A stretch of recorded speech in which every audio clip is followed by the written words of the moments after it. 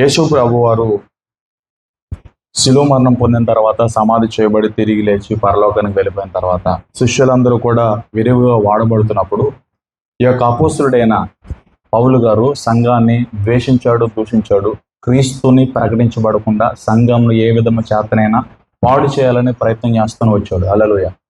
ఒకానొక సమయంలో దమస్కు ప్రాంతంలో వెళ్తూ ఉండగా దమస్కు ప్రాంతంలో యేసు ప్రభు వారు పౌలు గారిని దర్శించినట్లుగా తన ఆత్మచేత నింపబడి బలపరిచి వాడుకుంటున్న విషయం మనందరికీ తెలుసు. హల్లెలూయా. అలా వాడబడుతున్న సమయాలలో అపోస్తుడైన పౌలు దమస్కు ప్రాంతంలో వాడబడి 3 సంవత్సరాల తర్వాత యెరూషలేం పట్టణానికి వచ్చాడు.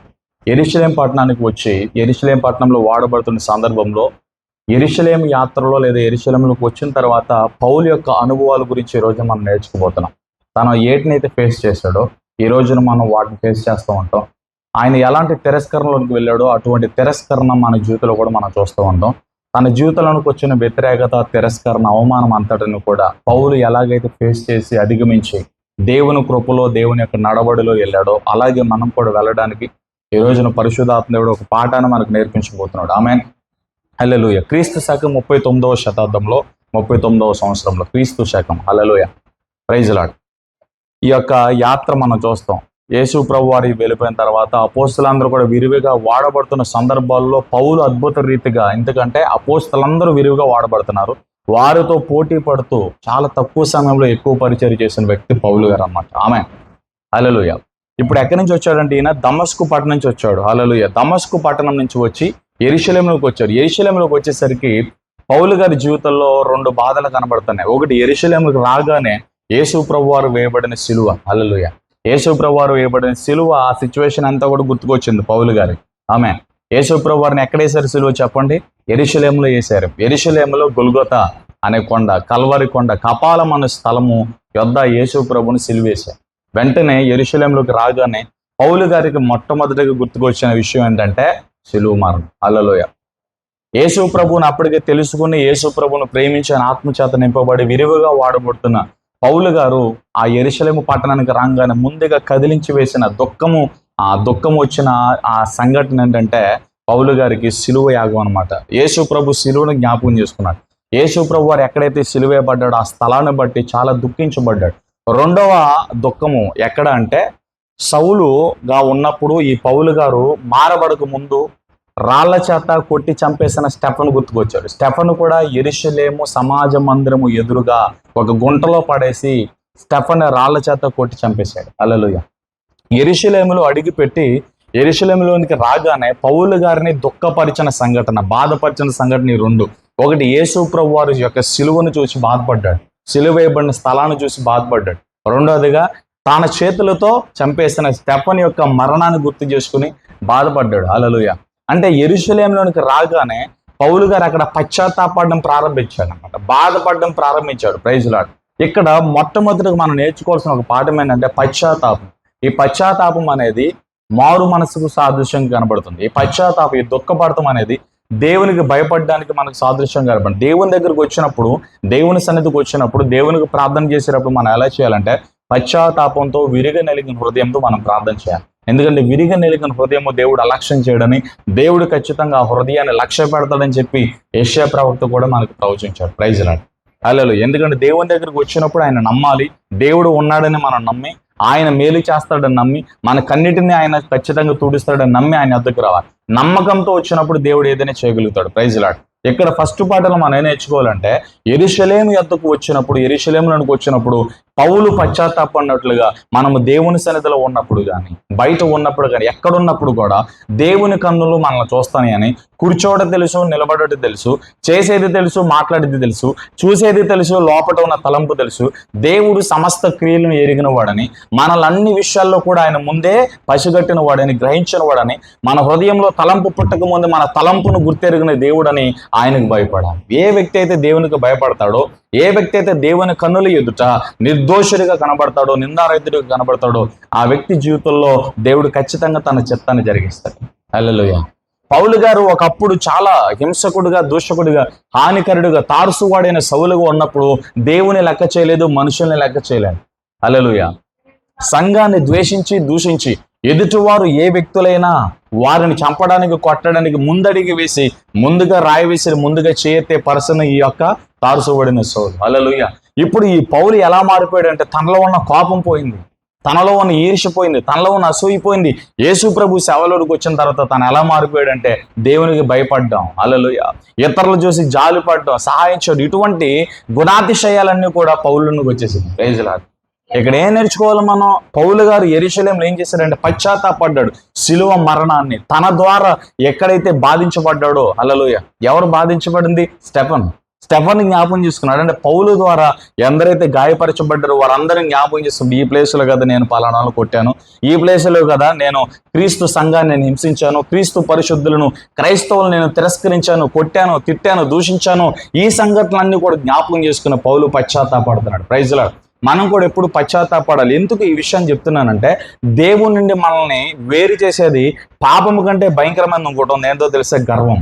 మనం ఎప్పుడూ కూడా గర్వంతోనే భక్తి చేస్తూ ఉంటాం. కొన్ని సందర్భాలు నాకు అంతా తెలుసు, నేను చాలా ప్రార్థన పరుణ్ణి, నేను నీతిమంతుని, నేను చాలా మంచి ప్రసంగికుని, నేను చాలా మంచి ఆరాధికుని, నేను మంచి మ్యూజిషియన్ అని మనలో ఏదో ఒక తెలియని ఒక ఈగో, ఒక గర్వం మనల్ని నడిపిస్తూ ఉంటుంది. ఈ గర్వం మన కంటికి కనపడదు. మనం మారు మనసు పొందాం కదా, ప్రార్థన చేస్తాం కదా, భక్తి చేస్తాను కదా అనుకుంటాం, కానీ లోపల ఒక గర్వం అనేది మనకు కనపడుతూ ఉంటుంది. హల్లెలూయా. ఆ గర్వము మనలో ఎప్పుడైతే కాలిపోతుందో అప్పుడు గుండె పగిలేటట్లుగా దేవుని కాలు పట్టుకుని ఏడుస్తాం. చాలా మంది పక్కన వాళ్ళు ఏడుస్తూ ఉంటారు. కొంతమంది చూసి వీళ్ళందరూ ఏడుస్తూ ప్రార్థన చేస్తున్నారు, నాకు కన్నీరు రాదేంట్రా బాబు అనుకుంటారు కొంతమంది. హల్లెలూయా.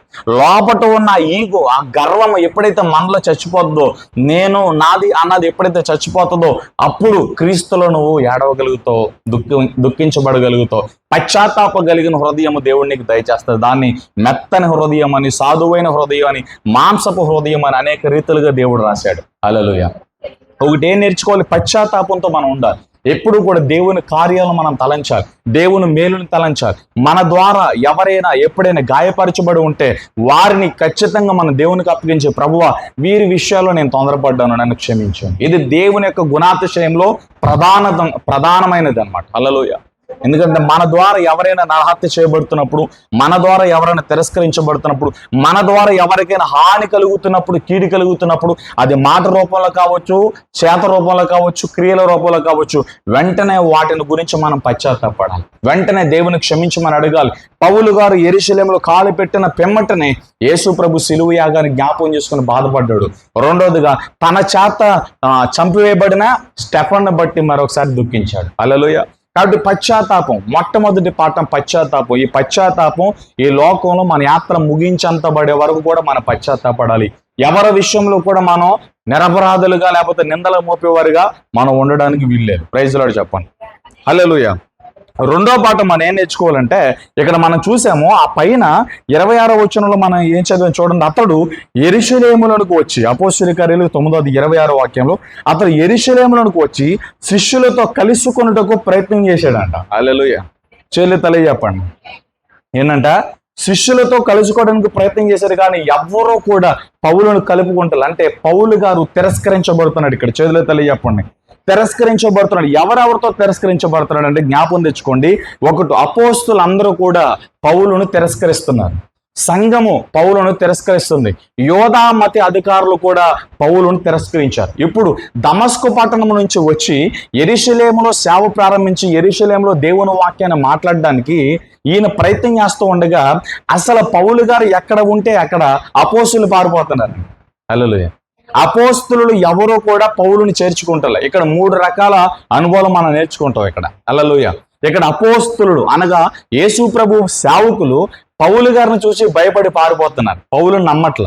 హల్లెలూయా. రెండోదిగా అప్పటికే కొన్ని సంఘాలు కట్టబడి సంఘంలో ఉన్న క్రైస్తవులు కూడా పౌలు గారు నమ్మట్ల. హల్లెలూయా. మూడోదిగా యోధా మత అధికారులు, వీడు మారిపోయాడు, వీడితో మన సాంగత్యం చేయకూడదని చెప్పి యోధా మత అధికారులు అందరూ కూడా పౌలును తిరస్కరించేశారు, బహిష్కరించారు. హల్లెలూయా. అంటే పౌలు గారి జీవితంలో ఇక్కడ రెండో పాఠం ఏంటో తెలుసా? తిరస్కరణ. మొట్టమొదటి పాఠంలో పశ్చాత్తాపం మనం నేర్చుకున్నాం, రెండో పాఠంలో తిరస్కరణ. హల్లెలూయా. అపోస్తులే తిరస్కరించారు, సంఘం తిరస్కరించింది, యోధా మతాధికారులు అందరూ కూడా తిరస్కరించారు. ఎవరూ కూడా పౌలుని చేర్చుకుంటారు. ఇదే అంటున్నాడు ఇక్కడ చూడండి. యెరూషలేమునకు వచ్చి శిష్యులతో కలుసుకొనుటకు ప్రయత్నం చేశాడు. హల్లెలూయా. ప్రయత్నాలు చేస్తున్నాడు కానీ ఆ ప్రయత్నాలు ఫలించట్లే. ఎవరో కూడా పౌలును చేర్చుకుంటలే. ఎందుకంటే అతడు ఒకప్పుడు ఎలా ఉన్నాడంటే చెప్పండి, క్రూరుడు, హింసకుడు, దోషకుడు, హానికరుడు, పాపులలో ప్రధానుడు, సంఘమును చెరిపేయడానికి లేదా క్రీస్తు వాక్యాన్ని ప్రకటిస్తున్న వారిని చంపడానికి, కొట్టడానికి ముందు వరుసలో ఉండే వ్యక్తి, ముందు అడిగేసే వ్యక్తి, ముందు రాయెత్తే వ్యక్తి, ముందు చేయెత్తే వ్యక్తి ఎవరంటే ఈ పౌలే. హల్లెలూయా. ఇప్పుడు ఇతను మార్పు చెందాడు, మారు మనసు పొందాడు, దేవుని ఆత్మచేత నింపబడ్డాడు. యెరూషలేములో ఉన్న తన సహోదరులను, తోటి అపోస్తులను, తోటి విశ్వాసులను, తోటి సంఘాన్ని కలుసుకోవడానికి వస్తూ ఉండగా, ప్రేమతో మాట్లాడడానికి వస్తూ ఉండగా, వారితో సాంగత్యాన్ని కోరుకుంటూ ఉండగా ఎవరు కూడా పౌలుతో సాంగత్యం చేయట్లా. హల్లెలూయా. పౌలుని అందరూ తిరస్కరించారు. ఇక్కడ మనం నేర్చుకోవాల్సిన పాఠం ఏంటంటే, దేవుని యొద్దకు వచ్చినప్పుడు, దేవుడు మనల్ని ప్రేమిస్తున్నప్పుడు, దేవుడు మనం అర్థం చేసుకుంటున్నప్పుడు, దేవుడు తన ఉద్దేశం చేత మనల్ని నడిపిస్తున్నప్పుడు ఈ లోకంలో మనుషులందరూ కూడా మనల్ని ద్వేషిస్తారు. యేసుప్రభు ఇదే చెప్పాడు, ఈ లోకం నన్ను ద్వేషించినట్లుగా మిమ్మల్ని కూడా ద్వేషిస్తుంది, ఈ లోకం నన్ను తిరస్కరించినట్లుగా మిమ్మల్ని కూడా తిరస్కరిస్తుంది. మీరు అవును అంటే ఈ లోకం కాదు అంటది. మీరు చేయమన్నది చేయదు, మీ మాట వినదు, మీ మీద నేరాలు మోపుద్ది, అబద్ధపు సాక్ష్యాలు పలుకుద్ది, రచ్చబండల ముందు, సమాజ మందిరాల ముందు మిమ్మల్ని నిలబెట్టి మీ మీద నిందలు నేరాలు మోపి అబద్ధపు తీర్పులు తీరుస్తారు, అబద్ధపు సాక్ష్యాలు పలుకుతారు. అయినను ధైర్యం తెచ్చుకోండి, నేను లోకముని జయించాను, మీరు కూడా లోకాన్ని జయించాలి. హల్లెలూయా. ఇక్కడ పౌలు గారి జీవితంలో తిరస్కరణ. యాక్చువల్గా చెప్పాలంటే పౌలు క్రూరుడు కాదు, సౌలుగా ఉన్నప్పుడు క్రూరుడు, దమస్కు పట్టణంలో దేవుడు దర్శించక ముందు క్రూరుడు, హింసకుడు, హానికరుడు, సంఘాన్ని పాడు చేసి చేడ పురుగులాగా ఉన్నాడు. కానీ పౌలు దేవుని చేత దర్శించబడిన తర్వాత సాత్వికుడుగా మారిపోయాడు, దేన మనసు కలిగిన వాడుగా మారిపోయాడు. ఎలాంటి హృదయం కలిగిన వాడు అంటే చిన్న పిల్లల మనస్తత్వం కలిగి ఎక్కెక్కి ఏడుస్తున్న వ్యక్తిగా మారిపోయాడు. ఇక్కడ చూడండి, పౌలు గారి యొక్క మారు మనసు, తన మనసుని దేవుడు ఎరిగాడు కానీ తోటి సేవకులు అర్థం చేసుకోలేకపోయారు, సంఘం అర్థం చేసుకోలేకపోయింది. యోధా మతాధికారులు అనగా తన సొంత కుటుంబం, తన సొంత ప్రజలు పౌలుని గమనించలేకపోయారు. తిరస్కరణ, ఎక్కడికి వెళ్ళిన తిరస్కరణ. చాలా కాలం పౌలు ఒంటరిగా పనిచేశాడండి, ఒంటరిగా సేవ చేశాడు, ఒంటరిగా ఉన్నాడు. తెలుసా మీకు పౌలు? అందరూ భయపడిపోయారు, పౌలుని ఎవరు నమ్మలేదు. తిరస్కరణ. ఈ లోకము కూడా అంతే. ఈ లోకము నువ్వు ఖచ్చితంగా లోకం నుంచి వేరు చేయబడి సాంప్రదాయాల్లోనికి, ఆచారాల్లోనికి, వేరే వేరే లోకం చేసే పనుల్లోనికి వెళ్లకుండా నువ్వు ప్రత్యేకంగా కనుక జీవిస్తే ఈ లోకం ఖచ్చితంగా ద్వేషిస్తుంది. దేవుడు మాకు దేవుడు కాదు, నీకైనా దేవుడు. తింటే ఏమవుతుంది, వేసుకుంటే ఏమవుతుంది, వాస్తు చూస్తే ఏమవుతుంది, మంచి చెడు చూస్తే ఏమవుతుంది. హల్లెలూయా. మా పాస్టర్ గారు వాక్యం చెప్తలేదా, మేము చర్చికి వెళ్తలేదా, మీ పాస్టర్ గారు చెప్పారా, మీ వాక్యమే గొప్ప అన్నట్టుగా కొంతమంది ఆలోచిస్తూ ఉంటారు. తిరస్కరణ. నీ సొంత ప్రజలే తిరస్కరిస్తూ ఉంటారు, నువ్వు చెప్పేది నమ్మరు, నువ్వు మాట్లాడేది అర్థం చేసుకోరు.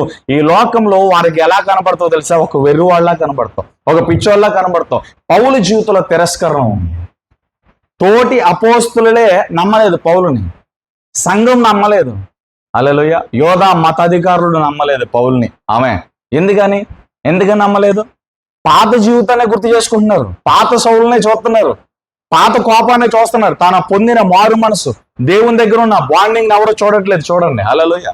లోకం కూడా అంతే. నువ్వు ఎంత మంచివాడుగా ఉన్నా, నువ్వు ఎంత మారు మనసు పొందినా, దేవుడు నిన్ను అంగీకరించి, దేవుడు నీకు మారు మనసు ఇచ్చి, దేవుడు క్షమించి తన సొత్తుగా నిన్ను మార్చుకుని, దేవుడు అరచేతిలో పెట్టుకుని నిన్ను నడిపిస్తున్నప్పటికీ కూడా ఈ లోకంలో మనం కొంత తిరస్కరణ మనం చూస్తాం. అంటే పౌలు జీవితంలో బలమైన తిరస్కరణ. ఇక్కడ సొంత వారే నమ్మలే. చూడండి, అంత మందిలో పౌలు ఒంటరిగా ఉన్నప్పుడు ఎంత వేదనకరం ఉంటుంది. నీ రక్త సంబంధికులు అందరూ కలిసి ఒక ఫంక్షన్లో ఉన్నప్పుడు, లేకపోతే ఒక ఇంట్లో ఉన్నప్పుడు నిన్ను తిరస్కరించి, నిన్ను రానివ్వకుండా, నిన్ను పిలవకుండా, నిన్ను బయటకు గెంటేస్తే, నిన్ను బయట పెట్టేస్తే, నిన్ను అవాయిడ్ చేస్తే నీకు ఎంత బాధ కలుగుతుంది. హల్లెలూయా.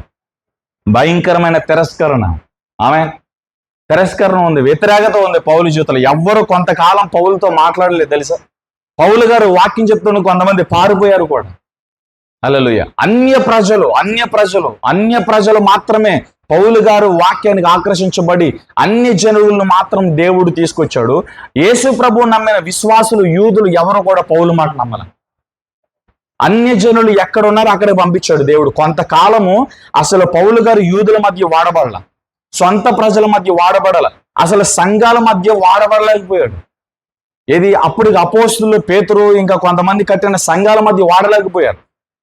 యేసు ప్రభుతో పాటు ఉన్న 12 మంది అపోస్తులు కట్టిన సంఘాల్లోనికి పౌలు గారికి ఎటువంటి పర్మిషన్ లేదు. అసలు పౌలు వస్తున్నాడని తెలిస్తే సంఘం పారిపోయేది, అపోస్తులు పారిపోయారు. పౌలు ఎక్కడ వాడబడ్డాడు తెలుసా? అన్ని జనుల యొద్దకు దేవుడు నడిపించాడు. యేసు ప్రభు పేరు ఎక్కడైతే ప్రకటించబడలేదో ఆ సమయాలలో యేసు ప్రభు గురించి అయితే ఎవరికైతే తెలియదో ఆ కొండల ప్రాంతాల్లోనికి, ఆ రాళ్ల రప్పల ప్రాంతాల్లోనికి, సముద్ర తీర ప్రాంతాల్లోనికి దేవుని ఆత్మ పౌలును నడిపించాడు. పౌలు ఒంటరిగా సువార్త ప్రకటించాడు. పౌలు ఒంటరిగా సంఘాన్ని కట్టాడు. తాను ఎక్కడైతే సంఘాన్ని స్థాపించాడో, ఎక్కడైతే సంఘాన్ని కట్టాడో తాను చేత లేదా తన చేత నిర్మించబడిన ఆ సంఘాల్లోనే వాడబడ్డాడు తప్ప ఇతర సంఘాల్లో వాడబడలేకపోయాడు. ఎందుకంటే పౌలుని చూస్తే చాలా మందికి అప్పుడు భయం కలిగింది అనమాట. ఎవ్వరూ కూడా పిలవలేదు, పౌలుకి ఎటువంటి కాలింగ్స్ రాలేదు. పౌలు వ్యక్తిగతంగా తన సేవా పరిచయంలో ముందుకు వెళ్ళిపోయాడు. చాలా కాలము ఒంటరిగా వాడబడ్డాడు, ఒంటరిగా సేవ చేశాడు, ఒంటరిగా దేవునితో పాటు నడిచాడు. అంత తిరస్కరణ ఉంది. హల్లెలూయా, ప్రైజ్ లార్డ్. మిగిలిన అపోస్తలు కట్టిన సంఘాల్లోనికి ఎప్పుడు వాడబడలే పౌలు. హల్లెలూయా. దేవుడు పౌలుని పిలిచిన ఒక కోణం కూడా చాలా ప్రత్యేకమైందండి. యూదుల మధ్య కాదు, అన్ని జనులకు నువ్వు వెలుగుగా ఉండాలి, అన్ని జనులు ఎదుట నా నామాన్ని ఒప్పుకోవాలి, నా నామాన్ని భరించాలి. హల్లెలూయా. దేవుడు ఒక పిలుపులోనే చాలా క్లారిటీగా పిలిచాడు. ఆమె ఈ రోజున భక్తి చేస్తున్నప్పుడు పౌలు వలె మనం కూడా దేవుని కొరకు నడుస్తున్నప్పుడు నీ సొంత ఇంటి వారు నీ మీద నిందలు నేరాలు మోపటం పెద్ద ఆశ్చర్యమేమి కాదు. ఇలాంటి తిరస్కారం మన జీవితంలో ఉంటే మనం ఏమనుకుంటామంటే, నేను దేవుని ప్రేమించడం బట్టే, నేను పలానా సంఘానికి వెళ్ళటాన్ని బట్టే అక్కడ అన్న బొట్టు పెట్టద్దు, పూలు పెట్టద్దు, గాజులు వేయకూడదు, లేకపోతే వాస్తులు చూడకూడదు, మంచి చెడులు చూడకూడదు, ఇవన్నీ చెప్పాడు. ఇవన్నీ నేను విన్నాను. కానీ పక్కన సంఘాలు అలా చెప్పట్లేదు, పక్కన సేవకులు అలా చెప్పట్లేదు. వాళ్ళు అవి చేస్తున్నారు, ఇవి చేస్తున్నారు, నేను అవి చేయట్లేదు, ఇవి చేయట్లేదు. హల్లెలూయా. ఒక ప్రత్యేకమైన కోణంలో నేను ఉంటున్నాను కాబట్టి వాళ్ళందరికీ కూడా నేను ఎలా ఉన్నానో చెప్పండి, ద్వేషించబడుతుంది, ద్వేషం కలుగుతుంది. వాళ్ళు చేస్తున్నారు, నువ్వు చేయట్లేదు, అందుకే ద్వేషం. హల్లెలూయా. వాళ్ళు తింటున్నారు, నువ్వు తింటలే, అందుకే ద్వేషం. ఆమె ఏది శ్రేష్టం చెప్పండి? తినటం శ్రేష్టమా, తినకపోవడం శ్రేష్టమా? ఏది తినాలో అది తినాలి, ఏది చెయ్యాలో అది చెయ్యాలి. వాక్యానికి వేరుగా ఉన్నది మనం చేసిన, వాక్యానికి వేరుగా మనం మాట్లాడిన, వాక్యానికి వేరుగా మనం తలంచిన అది ఒక శాపంగా మారిపోతుంది మన జీవితంలో. హల్లెలూయా. నేను మరలా చెప్తున్నాను, వాక్యానుసారంగా బ్రతకండి, వాక్యం ఆధారంగా జీవించండి. ఈ వాక్యానికి వేరుగా సున్నైనను పొల్లైనను తేడా చేయొద్దు. మీతో ఎవరున్నా లేకున్నా పర్లేదు, పౌలుతో కడవరకు నడిచిన దేవుడు మనతో కూడా కడవరకు నడుస్తాడు. హల్లెలూయా. పౌలు జీవితంలో మొట్టమొదటి పాఠం పశ్చాత్తాపం. పశ్చాత్తాపం అనేది మన బ్రతుకులు. రెండవ పాఠం తిరస్కరణ. ఎవరు నీతో ఉన్నా లేకున్నా దేవుడు నీతో ఉన్నాడని నమ్మాలి. హల్లెలూయా. ఎలాంటి తిరస్కరణ నీ జీవితంలోకి వచ్చినా, ఎలాంటి వ్యతిరేకత నీ జీవితంలోకి వచ్చినా, ఎవరు నీతో మాట్లాడినా మాట్లాడకపోయినా, ప్రార్థించే విషయంలో, పరిశుద్ధ విషయంలో, సాక్షి విషయంలో ఎక్కడ కాంప్రమైజ్ కాకుండా నీ పరుగును నువ్వు పరిగెత్తాలి. నీ పరుగు కడముట్టించేంత వరకు కూడా వెనక చూడొద్దు. నీ వెనక ఎవరున్నారో నీకు అనవసరం, నీ పక్కన ఎవరున్నారో నీకు అనవసరం. హల్లెలూయా. ఆమె నేను చాలా మంది పిలుస్తూ ఉంటారు, నువ్వు పరిగెత్తుతున్నప్పుడు నీ పరుగులకి చాలా స్పీడ్ బ్రేకర్స్ ఎదురొస్తూ ఉంటాయి, నువ్వెక్కడ స్లో అవ్వద్దు. హల్లెలూయా. నువ్వెక్కడ ఆగొద్దు. ఏ పాపము కూడా నిన్ను అవాయిడ్ చేయకూడదు. ఆ పరుగు పందెంలో నుంచి నేను బయటకు త్రోవేయకూడదు. నీ తలంపులు కానీ, నీ ఆలోచన, నీ ఉద్దేశము, నీ పలుకులు అన్నీ కూడా బి హోలీ, పరిశుద్ధంగా కాపాడుకో. ఈ జీవితాన్ని సంపూర్ణంగా దేవునికి అప్పగించుకో. ఎలాంటి వ్యతిరేకత తిరస్కరణ వచ్చిన పౌలుని జ్ఞాపకం చేసుకోండి. అది పౌలు చాలా వండర్ఫుల్ మాట చెప్పాడు, నా పరుగుని నేను కడముట్టించాను, నా విశ్వాసాన్ని నేను కాపాడుకున్నాను. హల్లెలూయా. అంతవరకు నేను సహించుకున్నాను, నాకు దేవుడు ఒక కిరీటాన్ని ఇచ్చాడు. ఆమె ఏ కిరీటం? అది జీవ కిరీటం, అతిశయ కిరీటం, మహిమా కిరీటం, వాడబారని కిరీటం, చాలా రకాల కిరీటాలు ఉన్నాయి. ఈ కిరీటాలను నేను పొందుకున్నాను. నాకు మాత్రమే కదా, నాలా పరిగెత్తిన వారు, నాలా విశ్వాసాన్ని కాపాడుకున్న, నాలా సాక్ష్యాన్ని కాపాడుకున్న ప్రతి ఒక్కరికి దేవుడు కిరీటం ఇస్తాడు. హల్లెలూయా. పౌలు ఒంటరివాడే, తిరస్కరణలో ఉన్నాడు, వ్యతిరేకతలో ఉన్నాడు, కానీ సేవలో తగ్గలేదు, పరిచర్యలు తగ్గలేదు, సాక్ష్యంలో తగ్గలేదు, పరిశుద్ధతలో తగ్గలేదు. ఆయన అన్ని విషయాలు కూడా దేవుని ఆత్మచేత నడిపించబడ్డాడు. ఇదే మనం నేర్చుకోవాలి. పౌలుతో ఎవరున్నా లేకున్నా తన పని తను చేసుకుంటూ వెళ్ళాడు. నువ్వు కూడా అంతే. ఈ లోకంలో తల్లి గర్భంలో నువ్వు ఒంటరిగా వచ్చి ఒంటరిగానే వెళ్ళిపోతావు. ఈ లోకంలో కొన్ని రిలేషన్స్ ఉంటాయి, భార్య అని, భర్త అని, అన్నని, తమ్ముడని. ఇవన్నీ శాశ్వతం కాదు, కొంతకాలము మేరకు మాత్రమే. ఒకరికొకరికి తోడుగా ఉండడానికి, ఆదరించుకోవడానికి దేవుడు మనకు ఒక కుటుంబాన్ని ఇచ్చాడు. హల్లెలూయా. ఈ కుటుంబం శాశ్వతం కాదు. ఈ భూమి మీద ఉన్న రిలేషన్స్ శాశ్వతం కాదు, కుటుంబము శాశ్వతం కాదు. శాశ్వతుడు దేవుడు.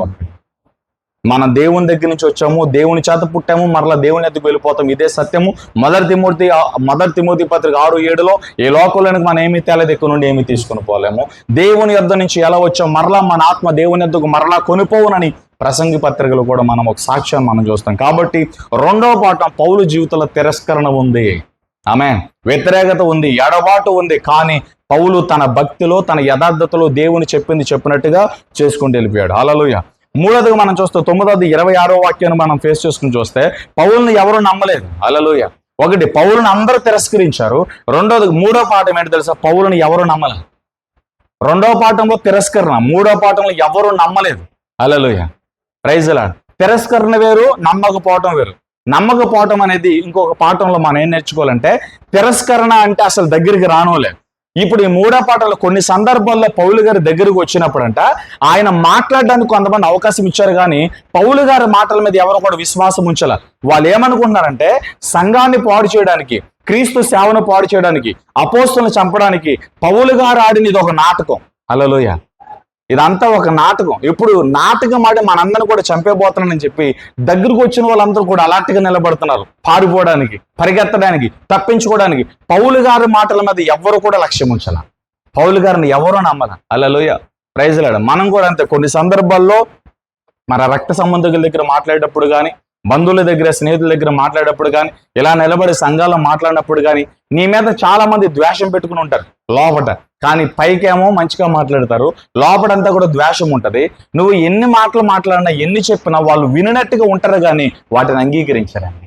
పౌలు గారి మాటలను ఎవరో నమ్మలేదండి. ఎవరో అన్ని జనులు నమ్మారు, రక్షించబడ్డారు. యూదులు నమ్మారా? అపోస్తులు నమ్మారా? శిష్యులు నమ్మారా? నమ్మలేదు. చాలా కాలం మట్టుకు నమ్మలేదు. Praise lord. ఈ లోకము కూడా మనల్ని నమ్మదు. చేతుల తల్లి చెప్పాలి. హల్లెలూయా. గట్టిగా చెప్పండి. పౌలుని ఎవరు నమ్మలేదు. అపోస్తలుల 9:26 మరొకసారి చూడండి.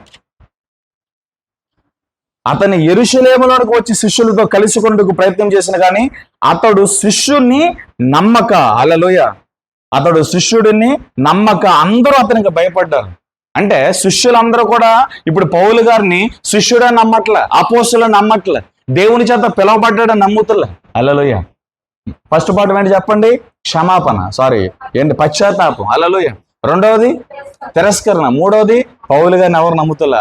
ఇక్కడ చెప్తున్నాడయ్యా, దమస్కు ప్రాంతంలో నేను వెళ్తూ ఉండగా, దమస్కు పట్టణంలో సంఘాన్ని పాడు చేయడానికి, అపోస్తలుని చెప్పడానికి వెళ్తూ ఉండగా దమస్కు పొలిమేరల్లో దేవుడు నన్ను దర్శించాడు. నేను గుర్రం మీద నుంచి పడిపోయాను. 3 రోజుల గదిలో ఉన్నాను. అననీయ అనే వ్యక్తి వచ్చి నాకు బాప్టిజం ఇచ్చాడు. అతడు బాప్టిజం ఇవ్వగానే దేవుడు నన్ను అభిషేకించాడు. నేను కూడా మీకులాగా ఒక శిష్యుని అని చెప్తుంటే అందరూ అతనికి భయపడ్డారు, కానీ దేవుడు అతన్ని ఏర్పాటు చేసుకున్నాడని, దేవుని చేత అభిషేకించబడ్డాడని, పౌలు కూడా ఒక శిష్యుడని వాళ్ళు ఎవరు నమ్మలేదండి. అదే మాట మనం చూస్తున్నాం 9:26లో. హల్లెలూయా. 26 వచనంలో 2 మాటలు. ఒకటి, తిరస్కరించబడ్డాడు. రెండోది, ఎవరు నమ్మలేదు. క్రైస్తవులు నమ్మలేదు. ఎందుకు నమ్మలేదంటే ఆ రోజుల్లో క్రైస్తవులు ఎవరనే వాళ్ళు ఎవరు ఉంటే వారిని చెరసాల్లో వేయించేసేవాడు. చెరసాల్లో వేయించి వారిని బాగా కొట్టించేవాడు. అదే టైంలో స్టెఫను కూడా చంపించేశాడు. Praise Lord. హల్లెలూయా. స్టెఫను కూడా చంపించేశాడు. ఇప్పుడు ఎందుకు పౌలు గారు నమ్మలేదంటే ఇదంతా పౌలు ఆడుతున్న నాటకం. హల్లెలూయా. మనల్ని కూడా ఇదే అంటారు, దేవుని దగ్గరికి వెళ్తే మీకు అవి జరుగుతాయని, ఇవి జరుగుతాయని, లేకపోతే పట్టుకూడు కోసమని, దానికోసమని, దీనికోసమని, పైనుంచి ఫండింగ్లు వచ్చేస్తాయని చెప్పి మీరు ఇలా చేస్తున్నారు, మీరు ఆడేది అన్ని నాటకాలు, మీ భక్తి కరెక్ట్ కాదని చెప్పి కొంతమంది అంటూ ఉంటారు. హల్లెలూయా. నిజంగా దేవుని యొక్క ప్రేమ మనం ఎరిగి, దేవుని కృపను ఎరిగి, దేవుని కార్యాలు ఎరిగి, మన కృతజ్ఞతతో మన యావత్ జీవితాన్ని సంపూర్ణంగా దేవునికి అప్పగించుకుని ఒక త్యాగంతో మనం ముందుకెళ్తూ ఉంటాం. హల్లెలూయా. కానీ ఆ త్యాగం ఎవరికి తెలియదు ఈరోజు.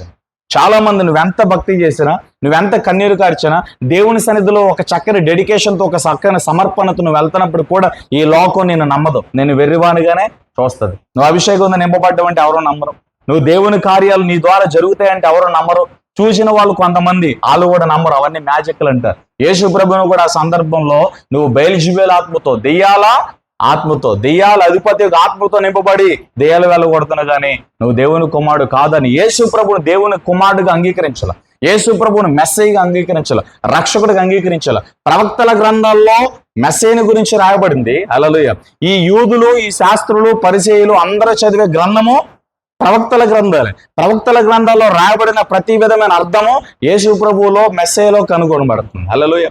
యేసు ప్రభువు ఆ ప్రవచనాల రీతిగా పుట్టి, యేసు ప్రభువు ఆ ప్రవచనాల రీతిగా పెరుగుతూ మీ అందరి రక్షణ కొరకు పరలోకం నుండి దిగి వచ్చిన దేవుని కుమారుని, మెస్సయ్యని, రక్షకుని నేనే అని ప్రకటించుకుంటే ఏమన్నారు? అందరూ తిరస్కరించారు. యేసు ప్రభు మాటలు నమ్మలా. యేసు ప్రభు కూడా తిరస్కరించబడ్డాడు. ఎత్తైన స్థలంలో దోసేయడానికి చూశారు. కొట్టడానికి చూశారు, నెట్టివేయడానికి చూశారు. చాలా రకాల అపాయాలు యేసు ప్రభు జీవితంలో తిరస్కరణ రూపంలో వచ్చినాయి. హల్లెలూయా. తిరస్కరించబడగా సొంత ఇంటి వారే యేసు ప్రభు మాటలు నమ్మాలా. ఏంటి నువ్వు దేవుని కుమారుడు, మేము నమ్మాలా? నువ్వు వడ్లవాని కుమారుడు కదా, మరియమ్మ కుమారుడు కదా, నీ సహోదరుడు యోసేపు కదా అంటే యేసు ప్రభు మాటలు చాలా మంది నమ్మలేదు. హల్లెలూయా. ఈ లోకంలో నిన్ను నన్ను కూడా నమ్మరు. ఎవరు నమ్మినా నమ్మకపోయినా దేవుడు నమ్మదగినవాడు. హల్లెలూయా. ఆమె ఎవరు నమ్మినా నమ్మకపోయినా దేవుడు ఎవరు చెప్పండి? నమ్మదగినవాడు. ఆయన మనతో ఉంటాడు. ఆయన సదాకాలం మీతో నేను ఉన్నాను నమ్మమని యేసు ప్రభు చెప్పారు. Praise lord. కాబట్టి నేను ఎవరు తిరస్కరించినా, ఎవరు నేను నమ్మకపోయినా దేవుడు మాత్రం నేను నమ్ముతాడు. ఆమేన్. దేవుడు మాత్రం చెప్పండి, దేవుడు మాత్రం నమ్ముతాడు. Praise Lord. ఎందుకంటే నువ్వేంటో దేవుని తెలుసు. నిన్ను తన రక్తంతో కొనుక్కున్నది విడిచిపెట్టడానికి కాదు, నిన్ను పక్కన పెట్టడానికి కాదు. హల్లెలూయా. నువ్వు ఎలాంటి పరిస్థితుల్లో ఉన్న అంతం వరకు నిన్ను మోసే దేవుడు, అంతం వరకు సహించే దేవుడు, అంతం వరకు కూడా నేను సహించి తన చిత్తాన్ని, తన ఉద్దేశాన్ని ఈ లోకంలో నీ జీవితంలో నెరవేర్చడానికి ఆయన ప్రయత్నం ఆయన చేస్తూ ఉంటాడు. ఆయనకు మనం కూడా సహకరించాలి. హల్లెలూయా. పౌలుని ఎవరో నమ్మలా. ఆమేన్. ఒకటి, అన్ని విషయాలు కూడా తన పశ్చాత్తాపడుతున్నాడు. తను చేసిన పొరపాట్లను బట్టి పశ్చాత్తాపడ్డాడు ఫస్ట్ పాఠంలో. రెండో పాఠంలో తిరస్కరించబడ్డాడు. మూడో పాఠంలో పౌలుని ఎవరో నమ్మట్లా. ఎలా ఉంటుంది నమ్మకపోతే? ఆ పరిస్థితుల్లో మనం ఉంటే ఎలా ఉంటుంది? నా ఇంటి వారే నన్ను నమ్ముతలే, నా భర్తే నన్ను నమ్ముట్లా, నా భార్య నన్ను నమ్మట్లే, నా తల్లిదండ్రులు నన్ను నమ్మట్లేదు, ఎందుకు ఇంకా బ్రతుకు, ఎందుకు ఈ జీవితం, నా పాస్టర్ గారే నమ్ముతున్నా, నా విశ్వాసాలే నన్ను నమ్ముతలేదు, నా తోటి సహోదరులే నన్ను నమ్ముతలేదు, ఎందుకు ఈ జీవితం, ఎందుకు ఈ బ్రతుకు అని చెప్పి నుయ్యో గుయ్యో చూసుకునే వాళ్ళు చాలా మంది ఉంటారు. హల్లెలూయా. ఒక మనుషుడు నమ్మితే అంత, నమ్మకపోతే అంత. నేను నమ్మాల్సింది దేవుడు, చేర్చుకోవాల్సింది దేవుడు. దేవుడు నేను నమ్మాడు కనుకనే నువ్వు ఇక్కడ ఉన్నావు. దేవుడు నేను నమ్మాడు కనుకనే సజీవురాలుగా ఉన్నావు. దేవుడిని నమ్మాడు కాబట్టే నువ్వు వాడబడతాను. హల్లెలూయా. అర్థం చేసుకోండి. ఎవరు నేను నమ్మినా నమ్మకపోయినా దేవుడు నిన్ను నమ్మాడు. దేవుడు నీ మీద నమ్మకం పెట్టుకున్నాడు. తన పని నువ్వు కూడా చేయాలి, తన సేవ నువ్వు కూడా చేయాలి. నశించిపోతాను అనేక ప్రజలు, నీవు కూడా ఆయన తట్టు తిప్పాలి. నువ్వు కూడా భారంతో బలంగా ప్రార్థన చేయాలి. అందుకే దేవుడు నిన్ను నమ్మాడు. హల్లెలూయా. ఇప్పుడు 4వ మాట మనం చూద్దాం. 4వ పాఠం అపోస్తుల కార్యాల గ్రంథము 22వ అధ్యాయము 17వ వచనం మనం చూద్దాం.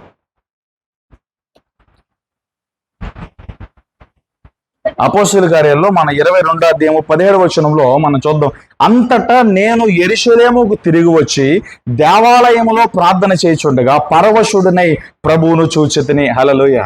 ఇప్పుడు 4వ వచనం మనం నేర్చుకోవాలంటే ఫస్ట్ పాఠంలో పశ్చాత్తాపపడిన పౌలు, 2వ పాఠము తిరస్కరించబడిన పౌలు, 3వ పాఠంలో ఎవరి చేత కూడా నమ్మించబడలేదు, అందరూ అవాయిడ్ చేశారు, ఎవరో పౌలు నమ్మలు. ఇప్పుడు 4వ పాఠం ఏం చేయాలి తెలుసా?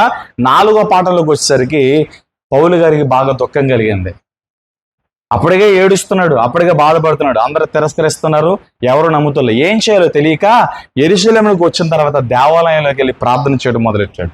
అపోస్తలుల కార్యం 22:17లో ఏ దిక్కు తోచని పౌలు, ఏం చేయాలో తెలియని పౌలు, ఎక్కడికి వెళ్ళాలో తెలియని పౌలు, ఏం చేయాలో తెలియని పౌలు, ప్రభువా అని చెప్పి యెరూషలేములో ఉన్న సమాజ మందిరంలోనికి వెళ్ళి ప్రార్థన చేయడం మొదలెట్టాడు. హల్లెలూయా.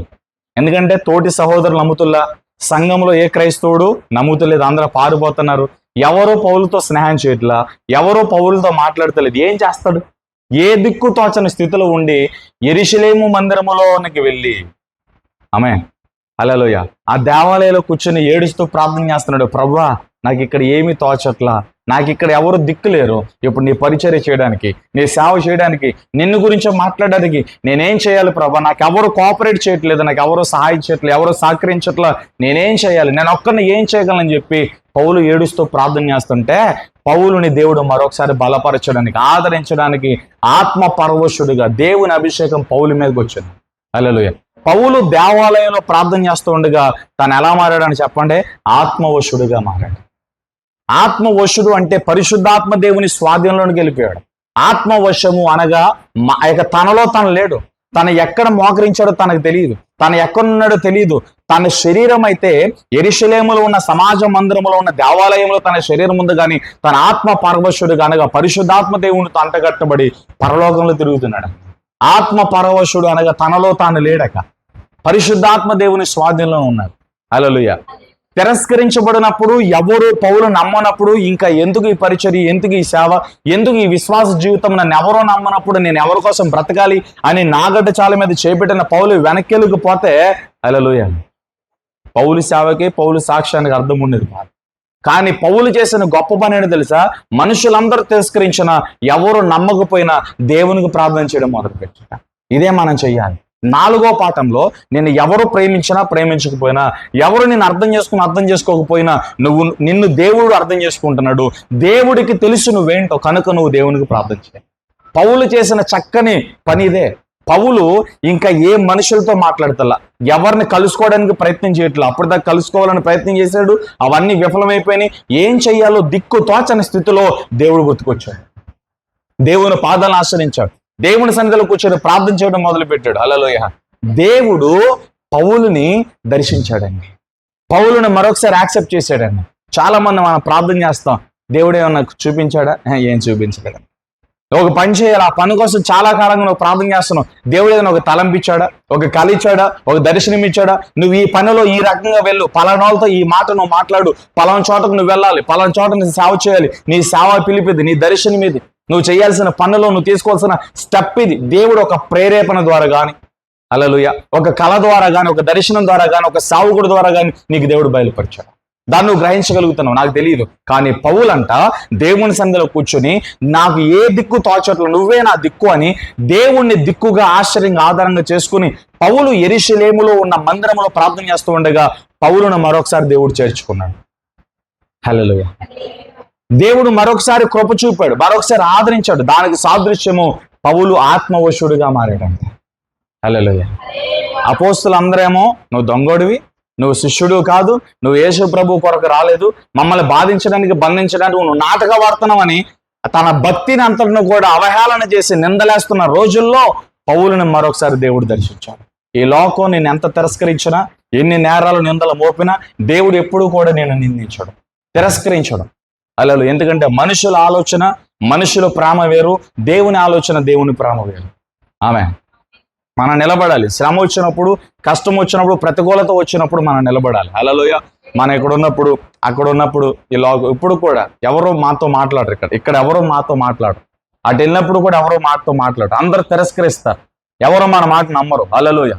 ఇక్కడికి వచ్చిన తర్వాత కూడా చాలా మంది దేవుని నమ్ముకున్నారంట, సాగు చేస్తారంట, ఎలాగ ఎన్నో భయంకరమైన తిట్లు, ఎంతో తిరస్కరణ. హల్లెలూయా.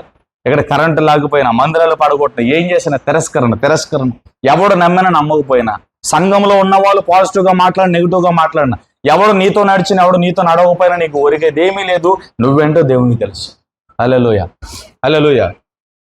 ఈ అనుభవాల్లోనికి నేను వెళ్ళా. ఇక్కడ స్థలం కొన్న తర్వాత, మందిరం కట్టబడిన తర్వాత పడగొట్టేశారు. పడగొట్టినప్పుడు చాలా మంది మన విశ్వాసాలు ఏమన్నారు? ఇది దేవుని చిత్తం కాదు. హల్లెలూయా. దేవుని చిత్తం అయితే ఎందుకో ఇక్కడ పడిపోతుంది. హల్లెలూయా. ఎలాంటి తిరస్కరణ మాటలు. పాస్టర్ గారు తొందరపడి ఇక్కడ కొన్నారు. హల్లెలూయా. అన్ని ఊరికే అయిపోతాయి, మరి మనం అనుకున్నట్టుగా జరిగిపోతే ఇంక సేవ ఎందుకు? హల్లెలూయా. Praise Lord. తిరస్కరణ ఉంటది.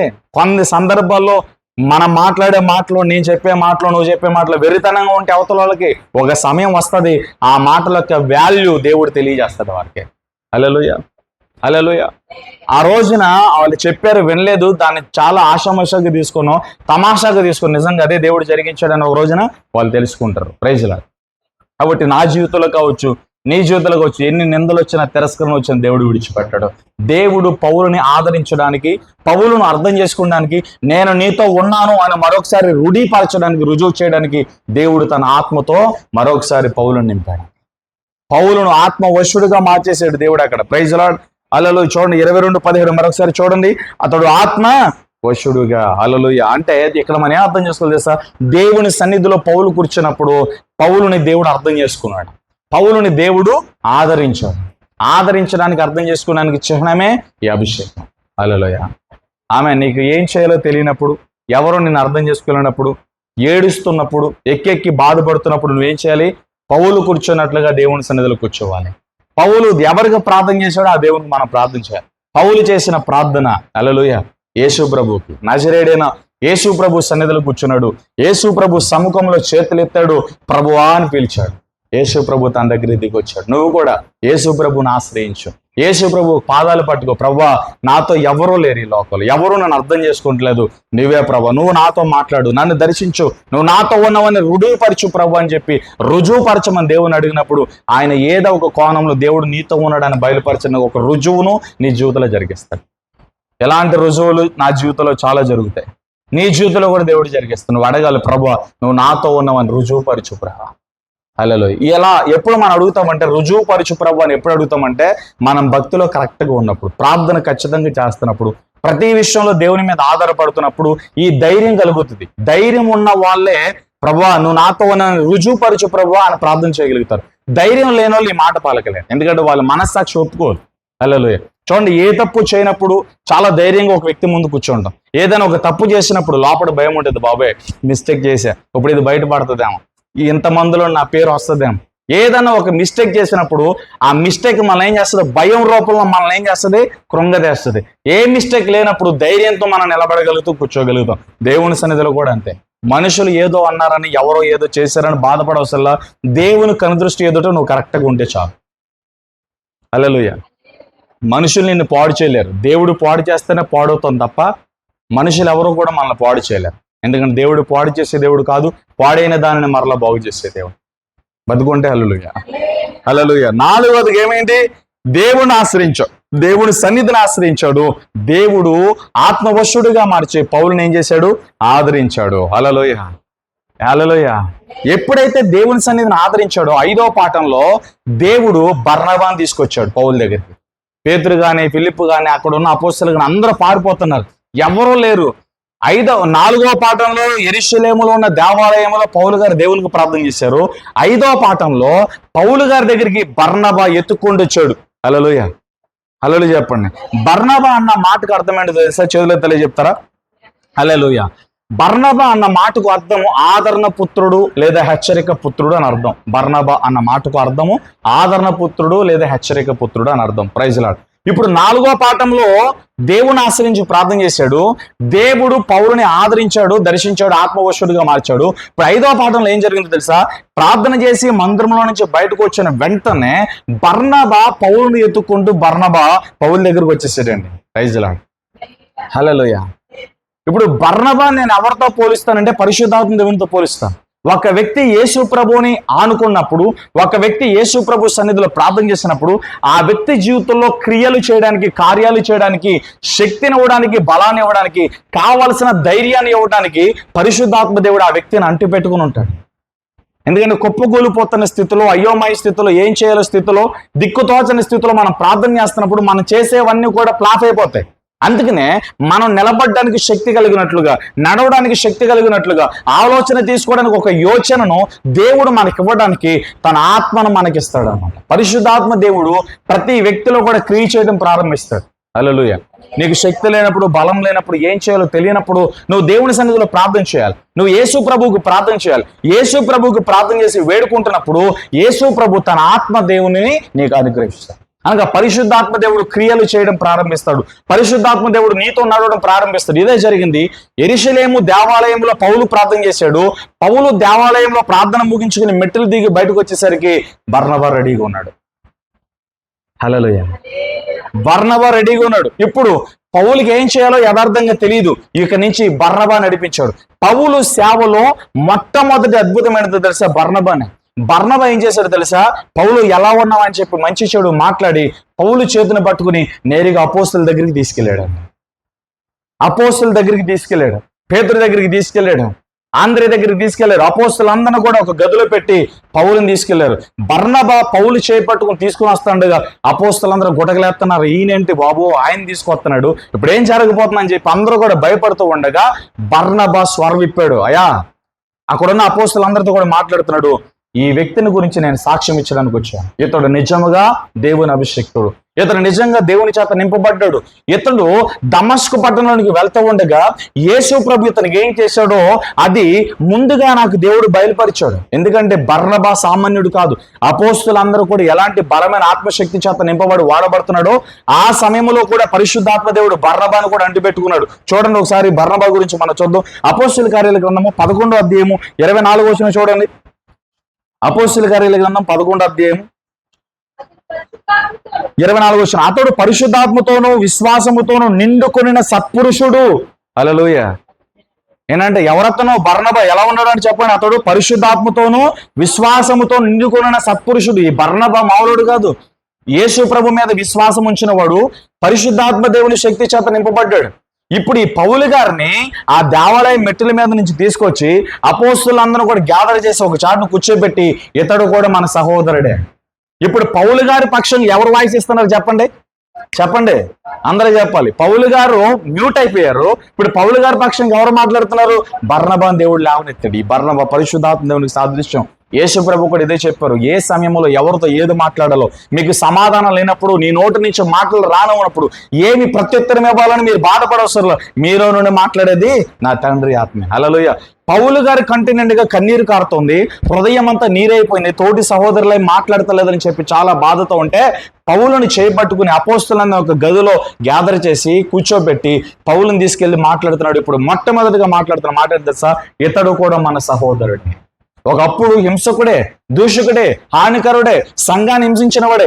అయితే ఇతడు సంఘాన్ని హింసించడానికి దమస్కు పట్టణానికి వెళ్తూ ఉండగా దమస్కు మార్గంలో యేసు ప్రభు, మన ప్రభువు ఈ వ్యక్తిని దర్శించాడు. ఇందుకు సాక్ష్యం నేను పరిశుద్ధాత్మతో విశ్వాసంతో నింపబడి యేసు ప్రభు వైపు చూస్తున్నప్పుడు ఇతడు దమస్కు పట్టణంలో వెళ్తూ ఉండగా దమస్కు పొలిమారులో పడున్నాడు, గుడ్డోడిలా ఉన్నాడు. ఇతడు గుడ్డోడిలాగా కళ్ళు పొరలు ఊడి కింద పడి కొట్టుకుంటున్నప్పుడు దేవుడు నాకు సెలవిచ్చాడు, బర్నబా ఎక్కడున్నావు? లేచి దమస్కు ప్రాంతంలో పడి ఉన్న సౌలును నేంటే చేర్చుకో. హల్లెలూయా. దేవుడు నాకు సెలవగా నేను పరిగెత్తుకుంటూ వెళ్ళి గుడ్డువాడిగా కన్నుల పొరలో ఊడి రాలి పడున్న ఆ సౌలుని నా ఇంటికి తీసుకొచ్చా. 3 దినాలు 3 రాత్రులు 3 పగళ్ళు ఆ గదిలో ఇతను ప్రార్థన చేయటము నేను చూశాను, పశ్చాత్తాపడు నేను చూశాను, యాడోడు నేను చూశాను. దేవుడే నాతో మాట్లాడాడు. అతనికి 3 రోజుల తర్వాత నువ్వు అతనికి బాప్టిజం ఇవ్వు, బాప్టిజం ఇచ్చి అతను అభిషేకించు, అతను నేను వాడుకుంటున్నానని చెప్పి దేవుడు నాతో కూడా చెప్పాడు. పౌలు నిజంగా దేవుని అభిషేకించి అతను నింపబడిన వాడు, అందుకు నేనే సాక్షిని. పౌలు మారు మనసు పొందాడు, అందుకు నేనే సాక్షిని. పౌలు మన సహోదరులో ఒక సహోదరుడు, అందుకు నేనే సాక్షిని. ఈ వ్యక్తిని త్రోసివేయద్దు, ఈ వ్యక్తిని చేర్చుకోమని అపోస్తలులందరితో కూడా మాట్లాడాడు. ఎప్పుడైతే అననీయ పౌలు గురించి సాక్ష్యం ఇచ్చాడో వాళ్ళందరికీ ధైర్యం కలిగింది. కన్నీరు కారుతూ ఉంది, అయ్యో ఎంతకాలమో మనం భయపడ్డాము, నిజంగా ఇతను కూడా మన సహోదరుడే. హల్లెలూయా. Praise lord. చేతులు తెలియజెప్పండి. ఎప్పుడైతే బర్నబా పౌలు గురించి సాక్ష్యం ఇవ్వడం మొదలు పెట్టాడో అక్కడున్న అపోస్తులందరూ కూడా, అక్కడున్న సంఘం అంతా కూడా పౌలుని తన సహోదరుడుగా నమ్మింది, పౌలుని అపోస్తులుడుగా నమ్మింది, పౌలును వారు చేర్చుకున్నారు. చేతులు తెలియజెప్పండి. ఎందుకు ఈ విషయం చెప్తున్నానో తెలుసా? మనకు ఈ లోకంలో ఖచ్చితంగా సహాయం చేయగలిగిన వ్యక్తి పరిశుద్ధాత్మ దేవుడు. పరిశుద్ధాత్మ దేవుడు మనలో ఉంటేనే మనం ఫలించగలుగుతాం. పరిశుద్ధాత్మ దేవుడు మనలో లేకపోతే మనం ఫలించలేం. మనలో ఫలాలు ఉండాలంటే ఆ ఫలాలలో పురుగు పట్టకుండా, కుళ్ళు పట్టకుండా, అది సువాసన వెదజల్లే ఫ్రూట్గా ఉండాలి అంటే, సువాసన వెదజల్లే ఫలంగా ఉండాలి అంటే, సాక్షార్థంగా బ్రతకాలి అంటే, అన్ని విషయాల్లో ఫలించాలంటే, ప్రతి ప్రతికూలతలో దేవుని మహిమపరచాలి అంటే, ప్రతి శోధనలో పోరాటము జయము చూడాలి అంటే ఆ వ్యక్తి దేవుని ఆత్మ చేత నింపబడాలి. పరిశుద్ధాత్మ దేవునికి మనము ఫస్ట్ ప్రయారిటీ ఇవ్వాలి, ప్రాధాన్యత మనం పరిశుద్ధాత్మకి ఇవ్వాలి. పౌలు జీవితంలో అద్భుతం చేసిన ఎవరో తెలుసా? పరిశుద్ధాత్మ దేవుడు. బర్నబాను వాడుకుని బర్నబా ద్వారా పరిశుద్ధాత్మ దేవుడు క్రియ జరిగించాడు. ఇక్కడ మొదలైందండి ఇక పౌలు గారి ఉద్యమం. యెరూషలేము పట్టణానికి వచ్చిన తర్వాత, దమస్కు పట్టణం 3 సంవత్సరాల తర్వాత యెరూషలేము పట్టణానికి వచ్చిన తర్వాత కొంతకాలం అసలు పౌలుని ఎవ్వరు నమ్మలేదు. హల్లెలూయా. అందరూ విడిచిపెట్టారు, తిరస్కరించారు, ఎవరు నమ్మల. ఎప్పుడైతే పౌలు 4వ పాఠంలో దేవుని ఆశ్రయించి ప్రార్థన చేశాడో పరిశుద్ధాత్మ దేవుడు క్రియ చేయడం మొదలు పెట్టాడు. నువ్వు కూడా అంతే. ఎక్కడ మార్గాలు మూయపడ్డాయో ఎక్కడ నీ ప్రయత్నాలు ఆపేసి, మార్గాలు మూయబడినప్పుడు ఎక్కడ ఫెయిల్యూర్ అయ్యావో, ఎక్కడ పడిపోయావో, ఎక్కడ కృంగిపోయావో, ఎక్కడ కృషించిపోయావో, ఎక్కడ నా వల్ల కాదు, ఎక్కడ నా పని అయిపోయింది, నా జీవితం ఇంతే, నా స్థితి అంతే అని ఎక్కడైతే అయిపోయింది అనుకుంటున్నాం అక్కడికి దేవుని పిలిస్తే, అక్కడ ఆగి దేవుణ్ణి ఆశ్రయిస్తే, అక్కడ ఆగి దేవునికి ప్రార్థన చేస్తే ఆగిపోయిన పనిని మరలా పరిశుద్ధాత్ముడు కొనసాగిస్తాడు. పడిపోయిన నిన్ను మరలా పరిశుద్ధాత్ముడు లేపుతాడు. ఎక్కడ నీకు విలువ లేదో, ఎక్కడ విలువ పోగొట్టుకున్నావో అక్కడ దేవుడు మహిమను చూడబోతున్నాడు. అందుకే పోగొట్టుకున్న చోట బ్రతకండి, పడగొట్టబడిన చోట కట్టబడాలి, త్రోసివేయబడిన చోట నిలబడాలి, నెట్టేయబడిన చోట నిలబడాలి. అక్కడే నువ్వు దేవుని మహిమపరచాలి. అదే దేవుని చిత్తం, అదే దేవుని ఉద్దేశం. స్టెఫను ఎక్కడ చచ్చిపోయాడు అక్కడే పౌలు ప్రసంగం చేశాడు. హల్లెలూయా. Praise lord. బర్నబాను దేవుడు వాడుకొని గొప్ప అద్భుతం చేశాడు. పౌలు గారి సేవకు, పౌలు గారి పరిచర్యకు ఆటంకాలన్నిటిని కూడా పరిశుద్ధాత్మ దేవుడు తొలగించాడు. మన భక్తికి, మన సాక్షాత్మైన జీవితానికి, మన కుటుంబ ఆశీర్వాదానికి, మన బిడ్డల ఆశీర్వాదానికి హల్లెలూయా ఆటంకాలు, అడ్డుగోడలు అన్నీ కూడా నియంత్రణ నువ్వు తీలో పరిశుద్ధాత్మ దేవుని సహాయంతోనే తీయగలుగుతావు. నీ బిడ్డల జీవితంలో ఉన్న శాపాలు, నీ కుటుంబంలో ఉన్న శాపాలు బ్రేక్ అవ్వాలంటే, విరగాలి అంటే, వాటి కాడులు వ్రేళ్లతో పెగిరించబడాలి అంటే పరిశుద్ధాత్మ దేవునితో కలిసి ప్రార్థన చేస్తే అద్భుతం జరుగుతుంది. పరిశుద్ధాత్మ దేవుడు లేకుండా ప్రార్థన చేస్తే ఏమీ జరగదు. పరిశుద్ధాత్మ దేవునితో కలిసి ప్రార్థన చేస్తే శాపాలు విరుగుతాయి. బిడ్డల జీవితాల్లో వృద్ధి, భర్త జీవితంలో వృద్ధి, కుటుంబ జీవితంలో వృద్ధి, అన్ని విషయాలు ఎదుగుదలను మనం చూడగలుగుతాం. ఆమేన్. హల్లెలూయా. పౌలు సేవలో అద్భుతమైన ఘటనకి వెళ్ళాడు. అనేక పత్రికలు రాయడానికి, సంఘ క్రమము, సంఘ నిర్మాణము, సంఘంలో జరిగించాల్సిన క్రియలన్నిటిని గురించి గొప్ప పరిశుద్ధాత్మ జ్ఞానంతో సంఘానికి ఈ రోజున మాదిరి, సంఘానికి ఈరోజు పునాది, సంఘానికి ఆధారం ఈ రోజున పౌలు గారు రాసిన పత్రికలే. పౌలు గారు రాసిన పత్రికలు లేకపోతే సంఘం లేదు. సంఘంలో ఏ క్రియలు జరిగించాలో, సంఘంలో పరిశుద్ధాత్మ దేవుని క్రియలు ఏంటో, సంఘంలో యేసుప్రభు యొక్క శరీరం గురించి, రక్తమును గురించిన అవగాహన ఏంటో, సంఘంలో యేసుప్రభు యొక్క రాకను గురించి కానీ, ప్రేమను గురించి కానీ, ఆయన రక్తమును గురించి కానీ, ఆయన శరీరమును గురించి కానీ అనేక రీతులుగా పౌలు గారు రాసుకుంటూ వచ్చాడు. హల్లెలూయా. సంఘాన్ని ఒక వధువుతో పోల్చడం కానీ, సంఘం యొక్క వస్త్రాలు ఎలా ఉతకబడాలి, అది ఏటి చేత పరిశుద్ధరించబడాలి, అద్భుతమైన పాఠాలు, అద్భుతమైన వాక్యాలు, అద్భుతమైన ఘట్టాలు పౌలు గారి కలంలో నుంచి దేవుడు రాయించాడు. హల్లెలూయా. మొదటేముంది, పౌలు గారిని ఎవరు నమ్మలం, మొదటేముంది, ఎవరు తిరస్కరించాలి. మొదట పౌలు జీరో, కానీ తొదకు మాత్రం దేవుని కృప ద్వారా, అభిషేకం ద్వారా, ఆత్మదేవుని ద్వారా తొదకు మహావృద్ధి అయింది. హల్లెలూయా. సంఘానికి ఆధారము పౌలు గారి పత్రికలే. హల్లెలూయా. కాబట్టి ఈ పాఠం ద్వారా నేను ముగించేస్తాను. ఈ పాఠం ద్వారా మనం నేర్చుకోవాల్సిన పాఠం ఏంటో తెలుసా? నువ్వు ఎవరు నేను అర్థం చేసుకోకపోయినా పశ్చాత్తాపంతో హల్లెలూయా దేవుని సన్నిధిని ఆశ్రయించు. ఎవరు తిరస్కరించినా, ఎవరు వ్యతిరేకించినా, ఎవరు నేను నమ్మినా నమ్మకపోయినా దేవునికి ప్రార్థన చేయి. పరిశుద్ధాత్మ దేవుడు నీ జీవితంలో చేయాల్సిన కార్యాలు చేస్తాడు. ఈ మాటలు పరిశుద్ధాత్మ దేవుడు మన బ్రతుకులో పౌలు జీవితంలో స్థిరపరిచినట్లుగా, పౌలుని వాడుకున్నట్లుగా మన జీవితంలో కూడా స్థిరపరిచి మనల్ని కూడా వాడుకుని ఆయన మహిమను పొందునుగా. ఆమెను అందరూ కూడా లేచిన